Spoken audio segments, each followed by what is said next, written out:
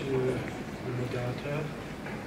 Alors, on m'a demandé de parler de la caractérisation des polypes coliques. Là, je prends comme thème comment standardiser nos pratiques pour qu'on puisse se comprendre. Comme introduction, je voudrais que détecter et caractériser un polype, c'est la base, qui est Escherichia polype, c'est la base de la prévention des cancers colorectales. Donc, on doit tous s'y mettre. Mais tout en sachant que actuellement, en 2023, l'utilisation du zoom, de la chromoendoscopie, et bien sûr la connaissance des différentes classifications sont indispensables dans la pratique de la coloscopie et de la polypectomie. Cela nous permet de bien détecter, de bien caractériser, et également, éventuellement, quand on a sur du polype suspect, de prédire l'invasion profondeur des lésions cystines. La polypectomie colique, elle se fait en 3 étapes, comme vous le savez. D'abord, on détecte, on caractérise, puis on résète le polype. Sachez que pour mieux détecter et caractériser, il est important que la coloscopie se fasse dans les meilleures conditions. Et là, je vous renvoie aux recommandations de l'ESUE et de la SLED, puisqu'il est classé en critères de qualité de la colonoscopie, en critères majeurs et critères mineurs. Alors, c'est quoi la caractérisation? La caractérisation est l'évaluation en surface des lésions sessiles coliques, qui est un préalable à la résection. On ne doit pas réséquer si on n'a pas caractérisé la lésion. Et cette caractérisation, elle est indispensable actuellement dans la pratique de la coloscopie et de la polypectomie. L'intérêt de la caractérisation est d'abord diagnostique. On doit apprendre à différencier un polype hyperplasique d'un adénome bénin et d'un adénocarcinome. Sur le plan thérapeutique, elle nous permet également de poser la bonne indication. Quand est-ce qu'on va sur une mycosectomie? Quand est-ce qu'il faut aller sur une mycosectomie en un seul bloc? Ou bien est-ce qu'on peut se permettre de faire du piecemeal? Quand est-ce que c'est l'indication d'une dissection? Ou bien d'emblée de la chirurgie? Et sur le plan pronostic également, ça nous permet de prédire le risque d'invasion semi-queue des cancers, des polypes cancers. Cette caractérisation, bien sûr, elle utilise 2 moyens essentiels. Vous avez le zoom, donc les endoscopes actuels sont tous équipés du zoom, et vous avez la chromoendoscopie. La chromoendoscopie, on a toujours travaillé avec l'indégokarma et le butyméthylène, mais actuellement, tous les nouveaux endoscopes sont équipés de la chromoscopie virtuelle. Le préalable à cette caractérisation, c'est la connaissance des classifications endoscopiques. On n'est pas tous, donc, on n'est pas obligé de les connaître toutes, mais connaître les meilleures et celles qui nous permettent également de mieux les pratiquer, de mieux également les utiliser. Il y en a plein, et on va en revenir. Cette caractérisation se fait en 3 étapes. D'abord, l'évaluation à la lumière blanche, c'est très important. Il ne faut pas d'emblée aller sur la coloration virtuelle, ou bien le zoom. Après cela, on peut y aller sur le zoom qui peut améliorer les performances du diagnostic, du décès à 20%. De la lumière blanche, on passe à la coloration virtuelle qui nous permet de voir ce qu'on est sur un polype hyperplasique, un adénome ou bien un adénome suspect. Après avoir coloré, donc virtuellement, et également fait un examen à la lumière blanche, on doit classer, et même dans nos comptes rendus maintenant, on doit définir le polype en termes de classification. Il faut surtout éviter de faire des biopsies quand on est sur une lésion qu'on ne doit pas réséquer, mais qui est potentiellement résécable. Et quand ça relève d'emblée de la chirurgie, surtout quand on a sur des lésions élastiques qui sont planes, c'est bien de marquer également avant d'envoyer le patient en chirurgie.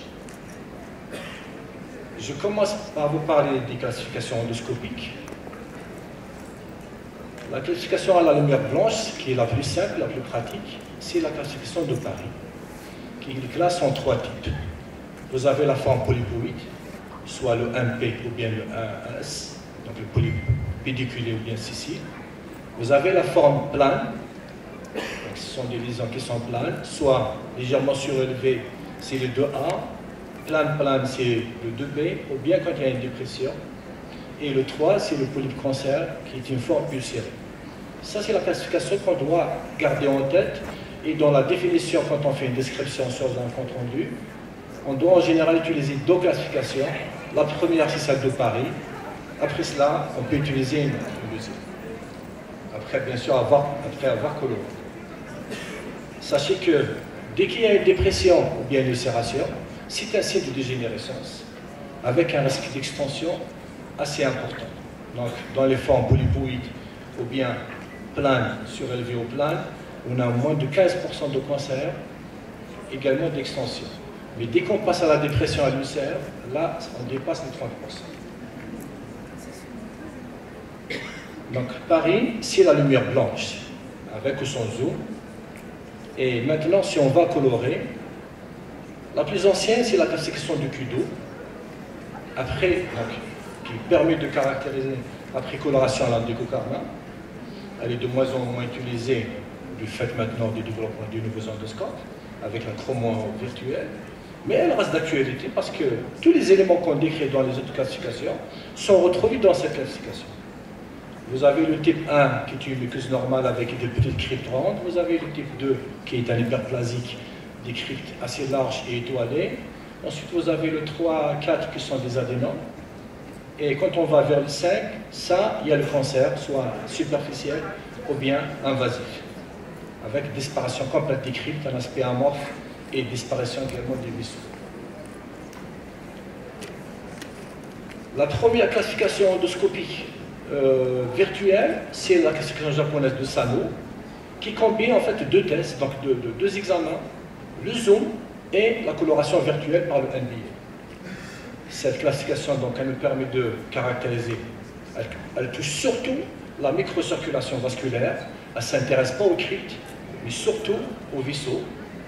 Elle différencie bien sûr les adénocarcinomes superficiels des adénocarcinomes profonds, avec une précision diagnostique qui dépasse les 95%. Et seulement, ça c'est dans les centres experts, notamment au Japon. Elle définit 4 types. Le 1, c'est les polypes hyperplasiques, avec des cryptes qui sont circulaires, donc arrondies, entourées de vaisseaux qui ne sont pas branchés. Dès qu'on a des cryptes qui sont branchées, entourées de vaisseaux réguliers, on est sur l'adénome, qui est le type 2. Le 3A, c'est là où il y a suspicion de cancer in situ. Donc vous avez des vaisseaux irréguliers, des cryptes irrégulières également, avec un aspect hétérogène et une densité vasculaire un peu plus intense que le type 2. Le 3B, c'est le cancer. Il y a peu de vaisseaux, il y a des zones pâles, amorphes. Là, c'est un cancer avec invasion sous-muqueuse. Les Européens ont adapté cette classification de Sano en classification de Nice, parce qu'en fait, du fait du développement des endoscopies au Japon, et là, on n'utilise pas le zoom, c'est uniquement la coloration.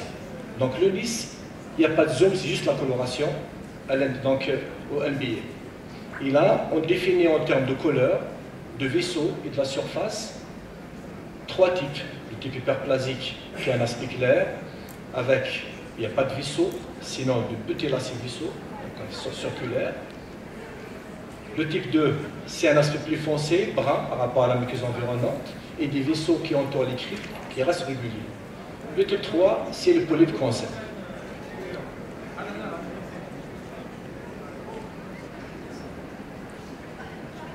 Certains experts s'intéressent également aux polypes festonnés. Et quand on a cette suspicion d'un polype festonné, on doit chercher certains critères qui les définissent, qui sont en fait l'aspect nuageux en surface, un contour assez flou, donc c'est des polypes qui sont mal définis en termes de contour, quand il y a également du mucus sur la surface. Également, au centre des cryptes, vous avez les points noirs. Les points noirs, ça sont des critères qui définissent un polype festonné. Donc, dès que vous êtes devant un polype colique, si vous arrivez à définir polype hyperplasique ou adénomateux, tant mieux. Sur un polype hyperplasique, si vous voulez chercher un festonné, vous devez chercher ces 4 critères. La même chose quand on est sur un adénome, parce qu'il peut y avoir également une confusion entre un adénome et un polype festonné. Les lésions LST ont une classification un peu particulière. Vous avez les formes, donc deux formes. LST granulaire et la LST non granulaire. Dans la granulaire, vous avez un aspect normal, donc l'aspect granulaire simple homogène. Ce sont des lésions bénignes, donc des adénomes avec moins de 1% de cancer. Mais dès qu'il y a un macronodule, dès qu'il y a une dépression, là, ce sont des formes suspectes. Les formes non granulales, par contre, là, on a une suspicion de dégénération quand elle dépasse 2 cm ou bien quand il y a une zone de dépression.